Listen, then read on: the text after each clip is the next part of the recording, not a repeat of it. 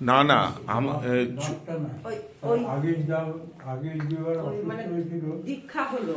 না না 74 সালে বোধহয় যে এবার আমরা যেতে পেরেছিলাম, ও যে আচ্ছা, আচ্ছা। মারা গেলেন সেই দৃশ্য আমরা যেতে পারিনি। হ্যাঁ, না তখন তো যেতে পারেননি আপনি।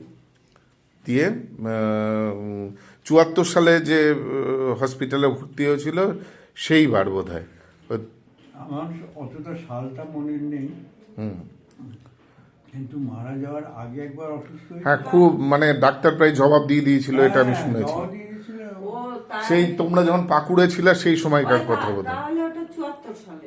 ওটা 74 সালে হ্যাঁ, 74 সেটা ওই যে দর্শনটা পেলেন, হ্যাঁ। তাতে উনি এক্সটেনশন পেলেন, আমি যেটা বলছি আচ্ছা। আমার ধারণা। আচ্ছা। যে না, ওর মৃত্যু ছিল ওই সময়, হুম। কিন্তু অত্যন্ত আকাঙ্ক্ষা ছিল যে সাউথ ইন্ডিয়া উনি দেখবেন বলে। আর দীক্ষা দীক্ষা আর হয়েছে কি কি তারপরে। মানে মানে এইটা দাদু তোমাকে বলে গিয়েছিল যে ঠাকুরের দর্শন হয়েছে? আমরা ওকে দেখতে গিয়েছিলাম তো, হুম তখন আমরা কলকাতায় থাকি, হুম কলকাতা থেকে দর্শন করতে গিয়েছি হুম হসপিটালে বহরমপুর। হসপিটালে, বড় হসপিটালে। হুম উনি বেডে শুয়ে কথা বলছেন, এবং তখন অনেক সচেতন, মানে এই, ইয়ে হওয়ার পরে, এই দর্শনটা হওয়ার পরে খুব সচেতন হয়ে গেছে, আচ্ছা। খুব মানে সবকিছু বুঝছেন এবং বলছেন, যেন ভালো মানুষ যেরকম থাকে আর কি। হুম তো এইসব বলতে বলতেই তার চোখ দিয়ে আসছে, মানে এত বাবার তো ইমোশনটা কম ছিল, হ্যাঁ, জানো তো? হ্যাঁ। খুব একটা ইমোশন না, ছিল না, না। ইমোশনাল তো ছিলেন না উনি। হ্যাঁ, হ্যাঁ। এটা তখন ওইটা হলো, আমার খুব ভিভিডলি মনে আছে।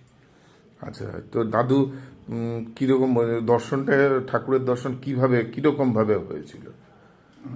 উনি তো চিত হয়ে শুয়ে আছেন, হুম দেখছেন যে ওই ওই রুমটার উপরে একটু ওপর দিক থেকে যেন উনি নামছেন, ঠাকুর নেমে হ্যাঁ, আসছেন। যেন ভেসে ভেসে নেমে আসা, যেমন আসে, নেমে আসছেন।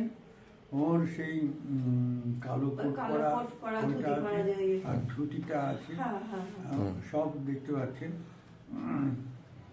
আর প্রসন্ন মূর্তি, আচ্ছা। প্রসন্ন মূর্তি। হুম এই ঠাকুরের। আর সেবার তো আচ্ছা। বাবা যায় যায় সে খবর পেতো, আমি তো আমাকে আবার পাকুড় থেকে আমরা সব চলে আসলাম তাড়াতাড়ি, আচ্ছা, তাড়াহুড়ো করে পাকুড়ে ছিলাম তখন। দেখি ঠাকুরের কাছেই ইয়েটা বাসনাটা জানিয়েছিলেন যে সাউথ ইন্ডিয়া ট্যুরের। সেটাই আর কি, সেটাই উনি যেটা আমাকে বললেন, বুঝলি, পরে বুঝলাম যে আমার সাউথটা দেখার তো ইচ্ছে ছিল।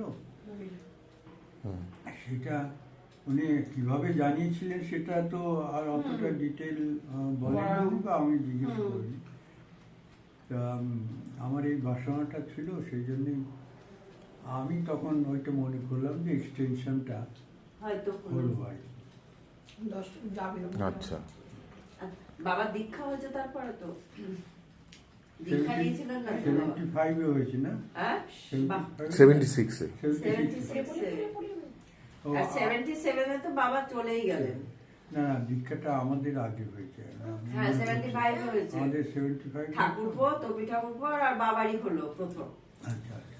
76-এ। তার আগে তো মহারাজরা আসা যাওয়া করতেন আমার বাড়ি, তোমার আমাদের বাড়িতে। তোমার তুমি আমাকে বলেছো যে 76-এ যখন হ্যাঁ।